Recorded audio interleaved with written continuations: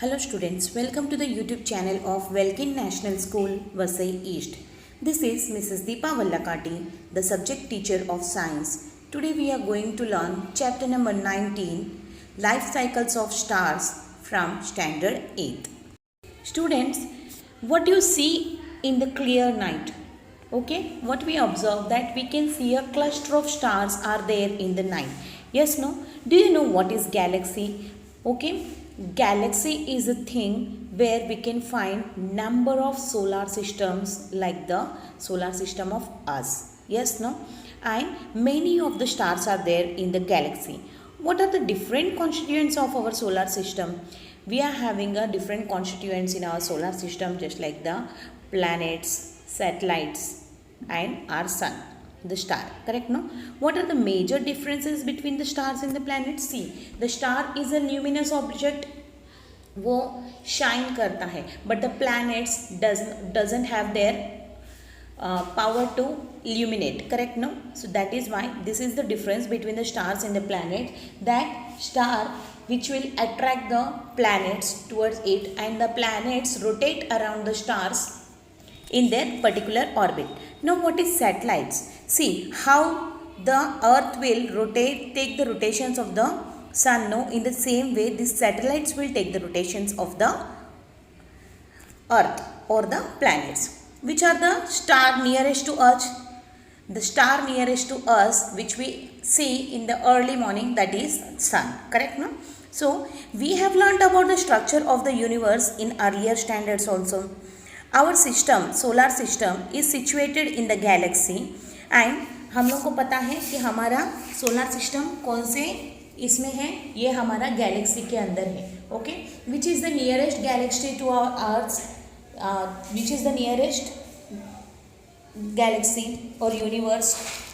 सो वो है हमारा एंड्रोमेडा, जो हमारे नेबरिंग हुड है. So but let us learn about the galaxy. So galaxy is what? Galaxy is a collection of billions of stars, their planetary system and interstellar clouds which are present in the empty space between the stars. Okay, you can see here interstellar clouds जो है ना shiny clouds रहता है. This is nothing else. Okay, ये कुछ ज़्यादा extra नहीं है. जो स्टार बनने से पहले जो न्यूबुले होते हैं या फिर जो एक्स्ट्रा होने वाले जो लाइट फैलाने वाले क्लाउड्स रहते हैं ना, we will call it them as a interstellar clouds. So the universe is made up of innumerable such galaxies. Okay, जो मिल्की वे हम लोग बोलते हैं ना, ये हमारा छोटा सा गैलेक्सी है, बट इस तरीके का करोड़ों है सच एक्चुअली गैलेक्सीज में. Okay, so galaxies differ in structure and shape. सारे गैलेक्सी एक तरीके का रहते हैं क्या? नहीं. जैसा सारे इंसान एक जैसा नहीं दिखते हैं, the same way all galaxies are not of the same size, not of the same width, not of the same mass, not are having the same shapes also. Okay, we can divide them into the three types. First one is spherical, second one is elliptical, third one is irregular galaxies. So totally we have defined that three types of galaxies are there. One is spiral, second one is elliptical, third one is irregular galaxies. Now our galaxy is spherical galaxy. तो हमारा Galaxy किस तरीके का है? Spherical galaxy है. That is why it is been called as a Milky Way और मंदाकिनी. So the ritual name, or what do we call the Sanskrit name for our galaxy is Mandakini, and the scientific name we has given it to the Milky Way. So the spiral galaxy is shown in the 19.1 figure. You can see here. Okay, this is our Milky Way. ये हमारी solar system के जैसा ही है. Okay, और इसी के अंदर हमारा सोलर सिस्टम प्रेजेंट है. सो यू कैन आइडेंटिफाई कि कितने सारे सोलर सिस्टम्स रहेंगे.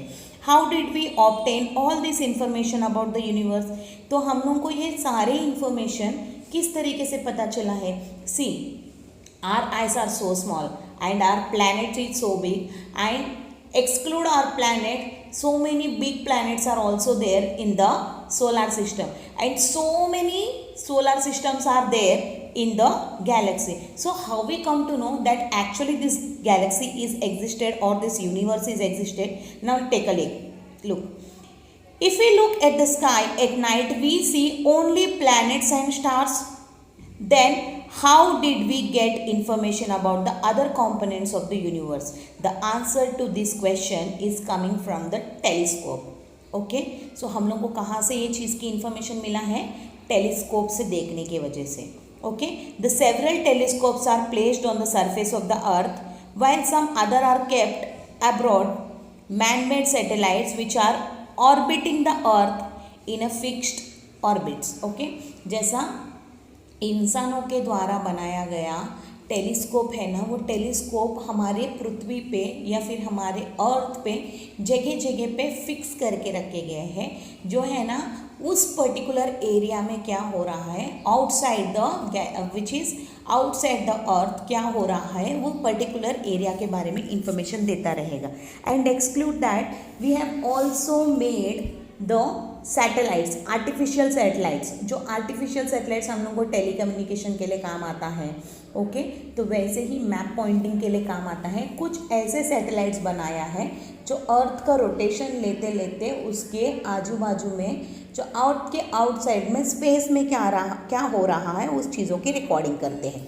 Okay, as this telescopes are situated above the earth atmosphere, they can observe the astronomical objects more effectively, because these telescopes are situated where they are situated in the space, जो earth की atmosphere pressure से बाहर है वो, इसीलिए वो astronomical मतलब जहाँ के उस जगह का या फिर उसके आजू बाजू वाला हिस्से का जो भी स्टार्स है या फिर अदरवाइज द सोलर सिस्टम से उसको मोर इफेक्टिवली या फिर क्लियरली देख सकते हैं from the telescope. So the telescopes to obtain detail information about the universe, we are going to learn about all this in the higher standards. Here, let us learn about the properties of the stars and their life cycles. But before starting the properties of the life cycles of the stars, I will giving the advice to you that just see the images or the outside the earth, the universe, you can see.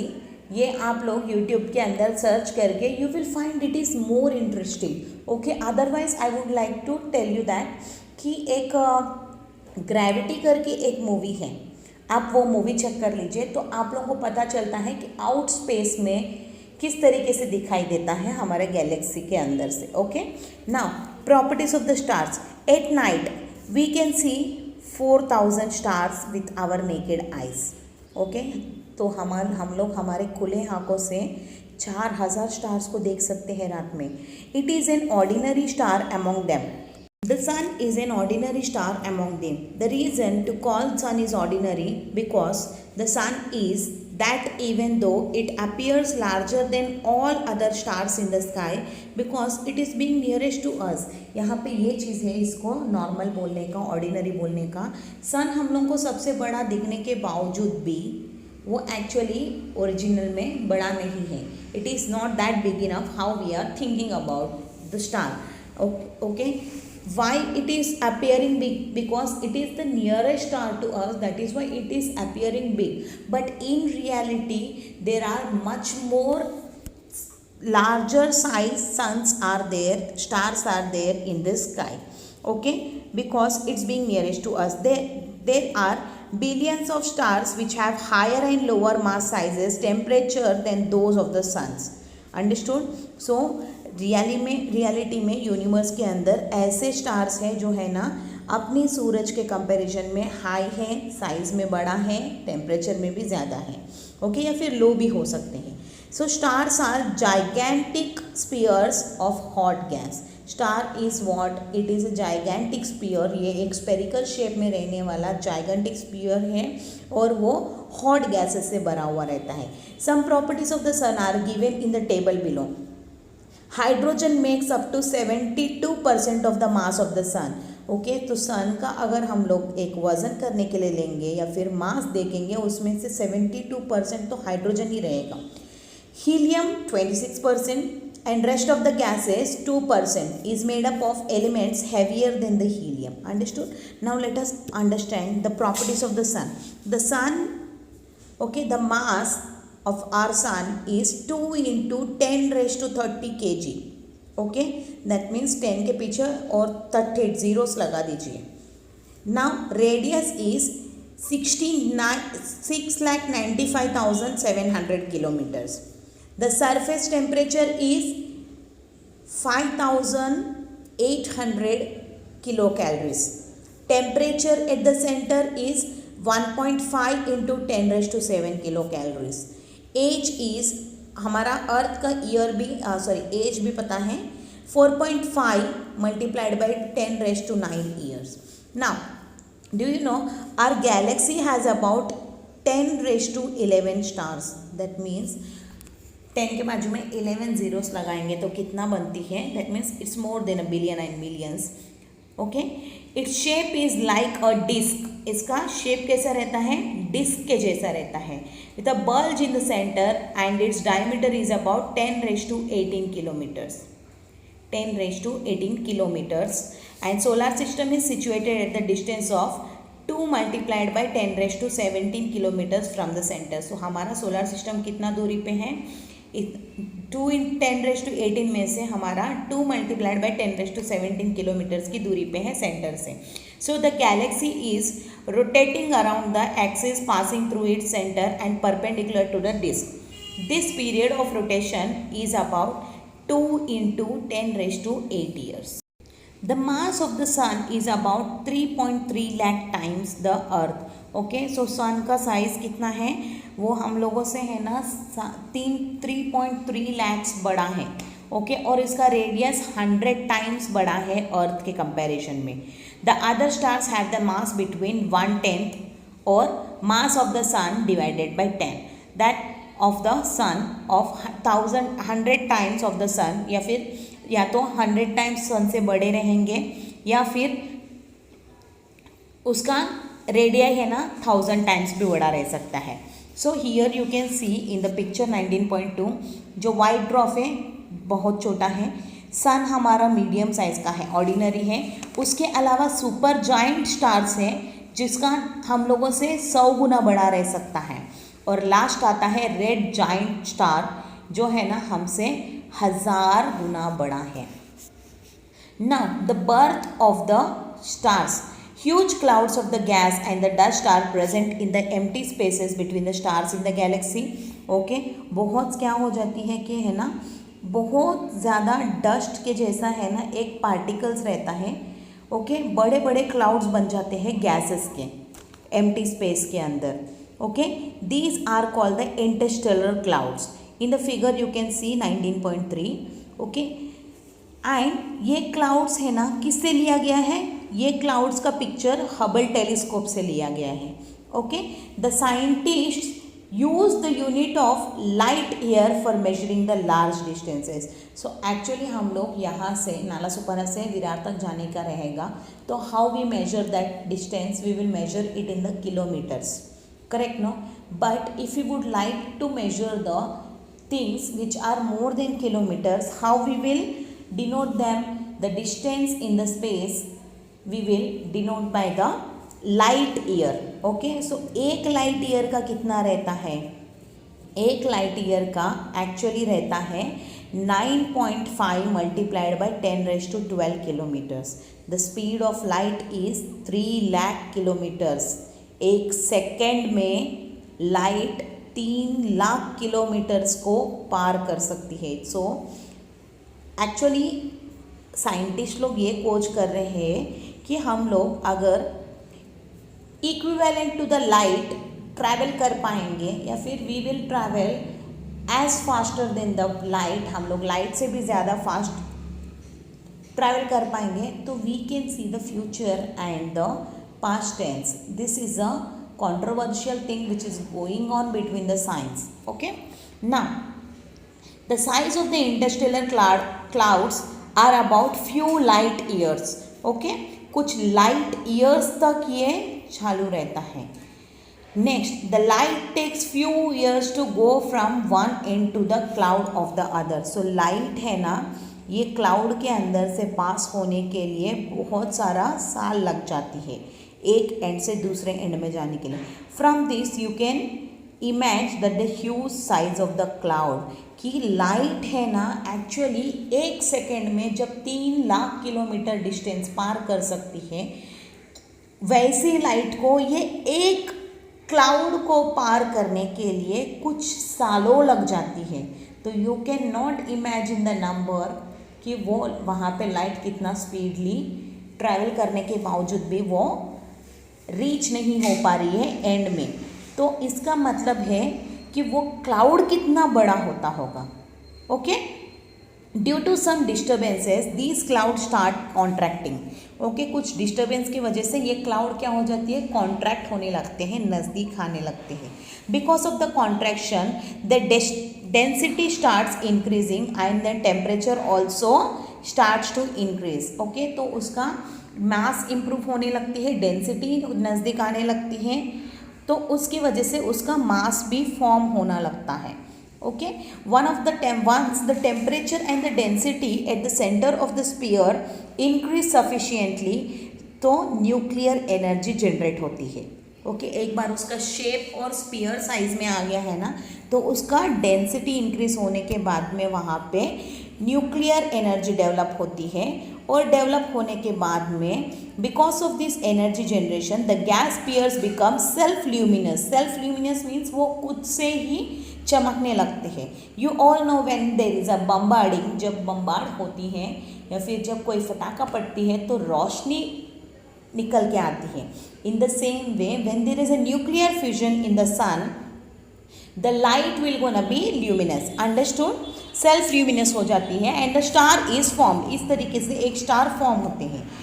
We can say that the star is born. इसको हम ये बोल सकते हैं कि एक star पैदा हो गया है। In the sun this energy is generated by the fusion of hydrogen nuclei और to form the helium nuclei. Okay, अपने सन के अंदर हाइड्रोजन न्यूक्लियाई से लेकर हीलियम न्यूक्लियाई फॉर्म होने के लिए ये फ्यूजन चल रहा है। This means that the hydrogen at the centre of the star acts as a fuel and the energy is generated by the burning this fuel. Understood now? Now the age of the sun and the other stars, कि how we compare कि है ना हमारा सन कितना पुराना है, which is the time elapsed after their formation। मतलब कि है ना जब स्टार फॉर्म होने के बाद में हम लोग उसका बॉर्न टाइम से लेकर हम लोग उसका एज काउंट करते हैं। Okay, it can be between a few million years to the few billion years. Okay, if the properties of the sun had changed in its lifetime, it would not cause changes in the properties of the earth and in the life of an earth. Okay, अगर भले ही सूरज के अंदर differentiation आया होगा, but वो differentiation अर्थ के ऊपर कुछ इफेक्ट नहीं डालने वाला है, ना ही on the human being, because the life of the sun is much larger than the life of the earth and the humankind. Okay, so detailed studies of the properties of the earth have led to the scientists to conclude that the properties of the sun had remained unchanged over its lifetime. तो scientist ने ये detail study करके बताया है कि सन के अंदर बहुत ज़्यादा लाइफ टाइम में चेंजेस नहीं हुआ है। Okay, in the past 4.5 billion years, past 4.5 billion years से एस्ट्रोनॉमर ने ये बताया है कि ये प्रॉपर्टीज़ जो है स्लोली चेंज हो रही है फर्दर। ओके, और ये स्लोली जो चेंजेस हो रही है, ये स्लोली चेंजेस प्रॉपरली आकर होने के लिए it will take minimum 4.5 billion years. When a gas sphere contracts, its temperature increases. Correct, no? So this happens because of the transformation of its gravitational potential energy into the heat energy. जब कोई spear contract होती है तो उसका temperature इसीलिए increase होती है क्योंकि है ना वो ग्रेविटेशनल पोटेंशियल के ऊपर है ना प्रेशर आती रहती है, और वो प्रेशर के वजह से हीट एनर्जी डेवलप होती है। So more than one star can produce by the contracting of the huge interstellar cloud. Figure 19.4 show the cluster of the thousand of stars. Most of these stars have formed from the single gigantic interstellar cloud. Okay, यहाँ पे जो आप लोगों को 19.4 में दिख रहा है ना, यहाँ पे बहुत ज़्यादा स्टार्स बना है। ओके और ये सब कैसे बना है, एक इंटरस्टेलर क्लाउड से बना है, इतने सारे स्टार्स एक ही इंटरस्टेलर क्लाउड से बना है. So what is mean by the balanced and unbalanced forces, late us learn the balanced and unbalanced forces. The stability of the stars, कि स्टार्स ट्रैवल नहीं करते हैं, ये हम लोग को पता है, करेक्ट ना. So if we burn an incense stick in one corner of the room, the fragrance spread all over the room instantly, correct, no. And the same way, if we press the, if we open the lid of the perfume will gonna, the smell will gonna be spread in all entire room. Similarly, when we remove the lid of the vessel containing the boiling water, the steam spread in the surrounding region, correct. So this means that the hot gas spread everywhere.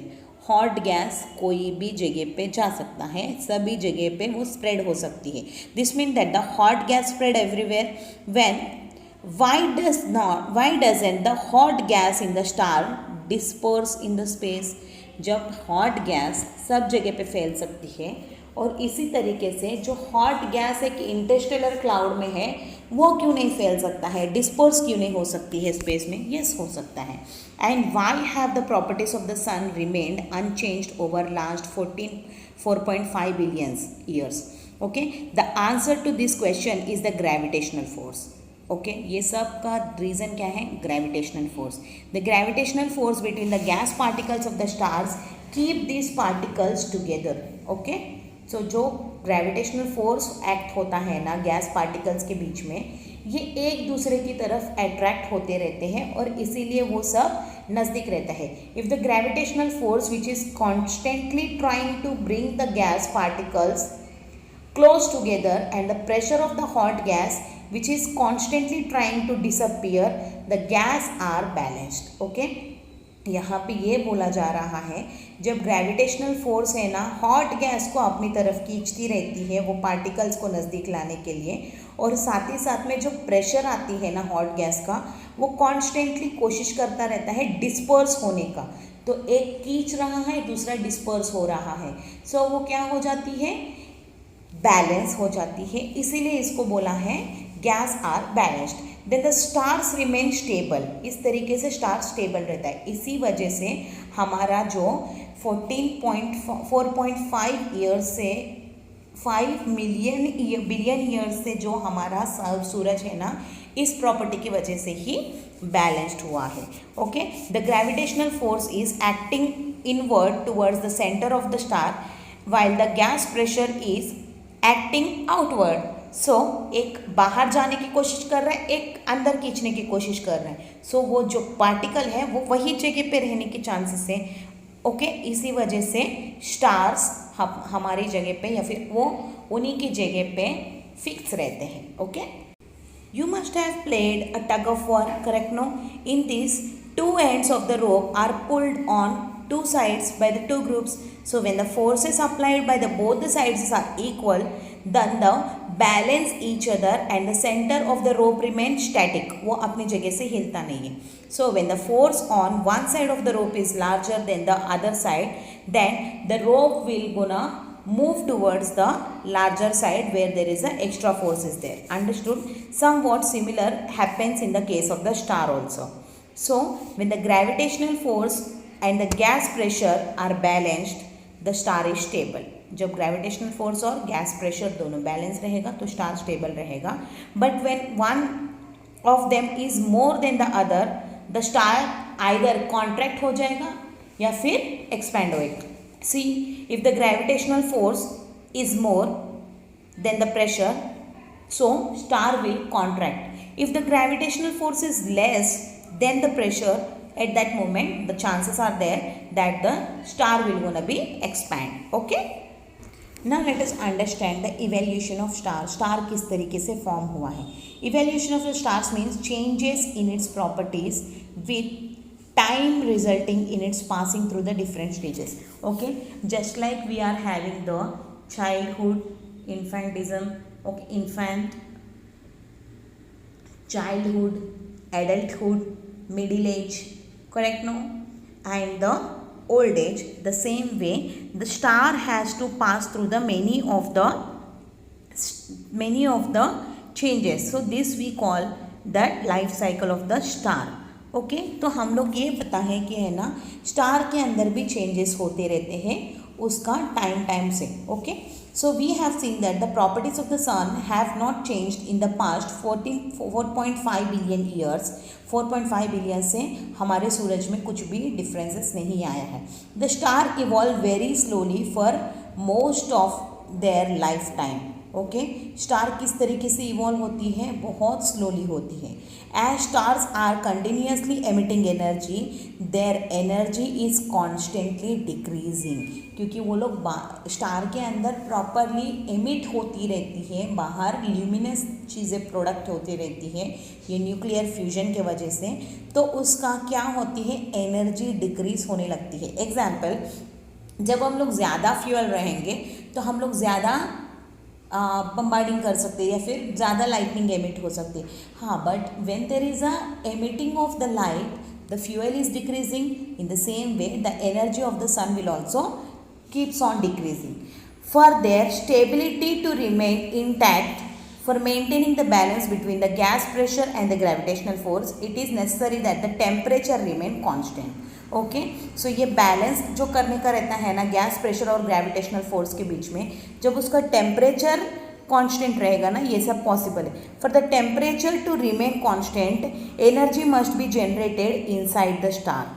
Okay तो ये temperature को maintain करने के लिए क्या होने पड़ता है, फिर से एनर्जी को जनरेट करना पड़ेगा इनसाइड में. So how this energy will occur, this generation of the energy occur because of burning of the fuel at the center of the star.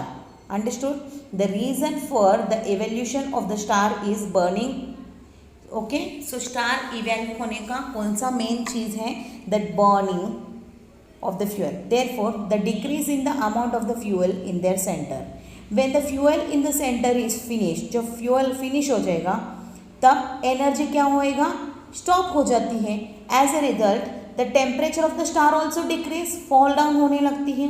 Due to the decrease in the temperature, gas pressure decrease and the balance between the pressure and the gas force will decrease. Okay, maintain नहीं रहेगा. As the gravitational force is now higher than the gas pressure, the star starts contracting. This causes another fuel to start burning. Example, जब सोच लीजिए, जब सूरज के अंदर या फिर सन के अंदर हाइड्रोजन गैस ख़त्म हो जाएगा तो क्या बचेगा, हीलियम बचेगा. तो हीलियम फिजन में जाना स्टार्ट हो जाती है और इस तरीके से स्टार है ना कंटिन्यूसली फिजन में रहता ही है. So how many fuels will be used, it is will always depend on the mass of the star. Okay, higher the mass of the star, higher is the number of the fuel used. During this, a lot of changes occur in the star. Okay, as a number of processes occur inside the star, it sometimes contract and expands. At other times, the star goes through different stages. Okay, so जैसे जैसे है ना ये processes चलते रहते हैं ना star के अंदर, तो वो कभी कभी कॉन्ट्रैक्ट होती है, कभी कभी वो एक्सपैंड होती है. So many of the things will go takes place in the stages of the sun. So when all the possible fuels are exhausted, the energy generated finally stops and the temperature of the star starts decreasing. So what will happen, जब देखो जब सारे के सारे gases जो हैं सन के ऊपर उसका फिजन फिनिश हो जाएगा, सो क्या हो जाती है, उसका एमिटिशन जो लाइट ऑफ एमिटिशन रहता है ना वो बंद हो जाती है. इन द सेम वे जब लाइट एमिट होना बंद हो जाती है तो टेम्परेचर भी बंद हो जाती है. ओके सो वो that star will become decreasing its light. Okay and the same वे वो अपना बैलेंस को मेंटेन नहीं कर पाती है. So the balance between the gravitational force and the gas pressure can not be maintain. Let us now see how the evaluation of the stars ends and what end stage of the star are. Okay, now let us understand the end stages of the stars. The higher the mass of the star, faster is its rate of evaluation. जो size कितना बड़ा रहता है उसका evaluation भी उतना ही faster रहता है. The different stages during the evaluation of the star, which is path of evaluation of the star, also depends on its mass how does the evaluation finally stops? Okay, as you can see in the 19.6, you can see that how many stars are there and how the life cycle of the star is been going on. Okay, first of all, it will be a interstellar cloud. Okay, and that interstellar cloud will gonna be convert into the low mass star, otherwise high mass star. मतलब वो Interstellar cloud अगर बड़ी है, वो पूरा बड़ा cloud मिलके एक ही फॉर्म हो रहा है, then it will become a high mass star. Okay, अगर वो छोटे छोटे टुकड़े में बढ़ गया है, then we can see a low mass star. Next, that low mass star will become a red giant star. वो उसके अंदर से रेड कलर का लाइट इमिट होने लगता है. उसके बाद में आफ्टर द एक्सप्लोजन वो बहुत ही चमकने लगती है. एक्सप्लोजन फिनिश हो जाती है तो वो वाइट ड्रॉप में बन जाती है, मतलब वो चमकना बंद हो जाता है. Now move forward for the next one. जब हाई मास स्टार बढ़ जाती है तो वो सुपर जाइंट स्टार बनती है. वो बहुत ही बड़ी वाली स्टार बन जाती है, which is of the orangish colour. Okay, और उसका जब एक्सप्लोजन होती है ना, वो बहुत ही चमकने लगती है, and we will call it as a supernova explosion. And that supernova explosion, जब वो एक्सप्लोजन फुल एंड हो जाती है, it will stop one time. That time it will become a neutral star और it will become a black hole. या तो वो neutral star बन जाएगा या फिर वो ब्लैक होल बन जाएगा. Understood? So we have seen that the when the energy generation stops, the temperature decreases, causes the gas pressure decrease. Okay, जब टेम्परेचर डिक्रीज हो गया, इट मीन्स कि गैस प्रेशर भी डिक्रीज हो गया है. सो द स्टार का जो डेंसिटी है ना, वो स्टार कॉन्ट्रैक्ट होने लगती है, उसका डेंसिटी इंक्रीज होने लगती है, बिकॉज उसके अंदर का जो भी मॉलिक्यूल्स है, gases molecules, they will come in contact with each other.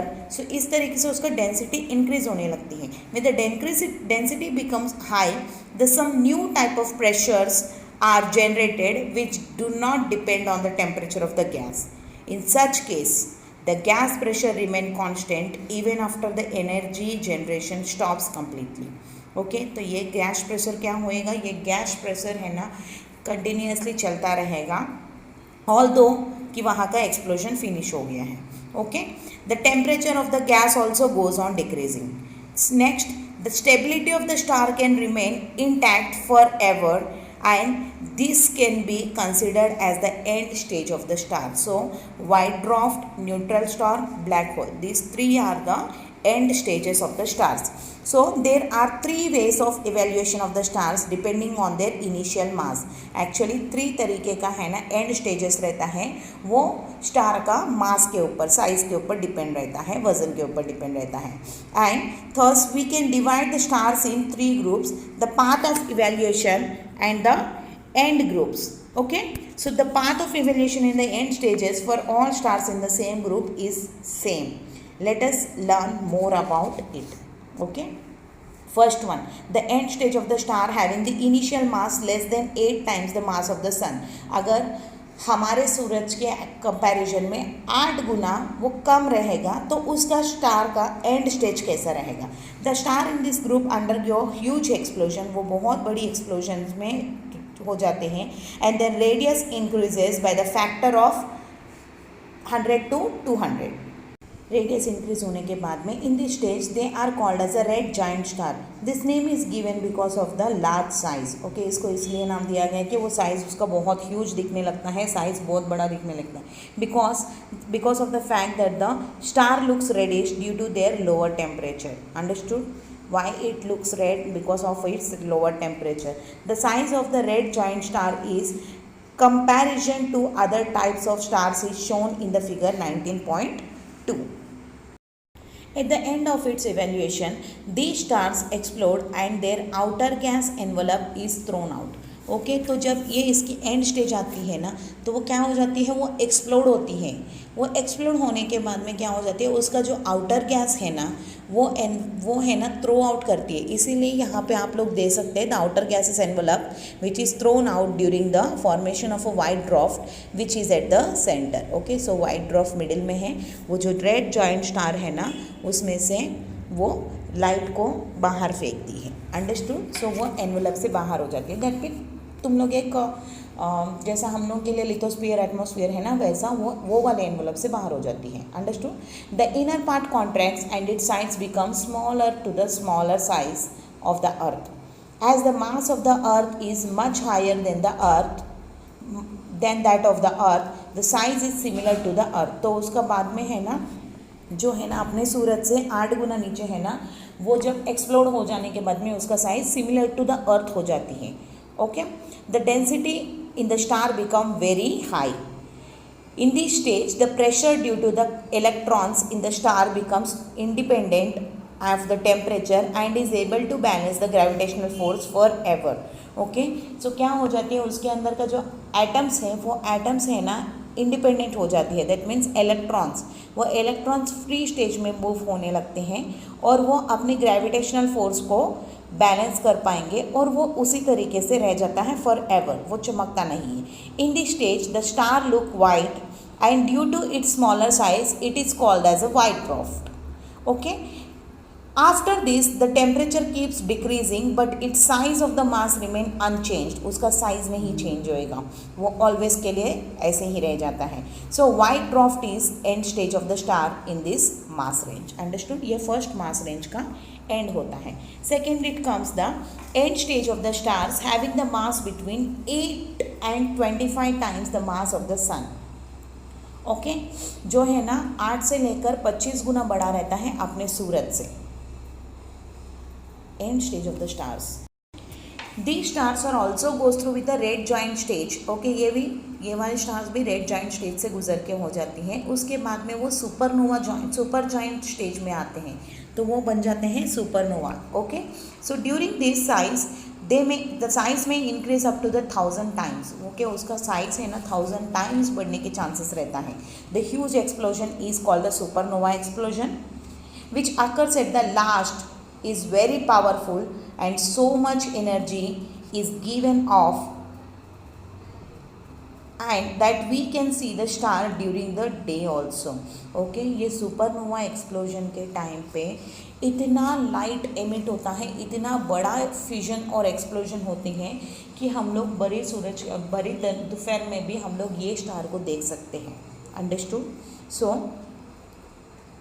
The central position which is left behind after the explosion contracts and its size becomes as small as about 10 kilometers. Okay, ये supernova joint explosion हो जाने के बाद में इसका जो central position है ना, वो जो रह जाता है वो एक्सप्लोजन और कॉन्ट्रैक्ट होने के बाद इसका साइज़ कितना स्मॉल हो जाती है, उसका साइज़ है ना 10 किलोमीटर का ही हो जाती है। Okay, in this stage the star are completely made up of neutrons and are called neutron star. Okay, इसके अंदर electrons नहीं दिखाई देते हैं, it is just made up of the neutron, that is why it will be named as a neutron star. Okay, the pressure of these neutrons is independent of temperature and is capable of balance of the gravitational force forever. ये भी neutrons की वजह से independent रहते हैं, वो अपने balance को बचा सकते हैं ग्रेविटेशनल के accordingly. So neutron star is the end stage of this star. Okay, now the recent picture of the supernova explosion which was first seen in the 1054 AD. Okay, as the size of the white dwarf is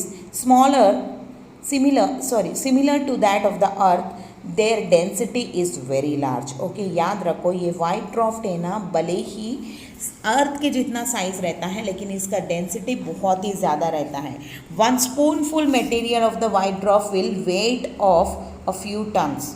okay, एक वहाँ से उठाया हुआ एक spoonful मास भी रहेगा ना material, वो मटेरियल भी है ना कुछ टन्स में रहता है। Okay, the neutron star is much smaller than the white dwarf.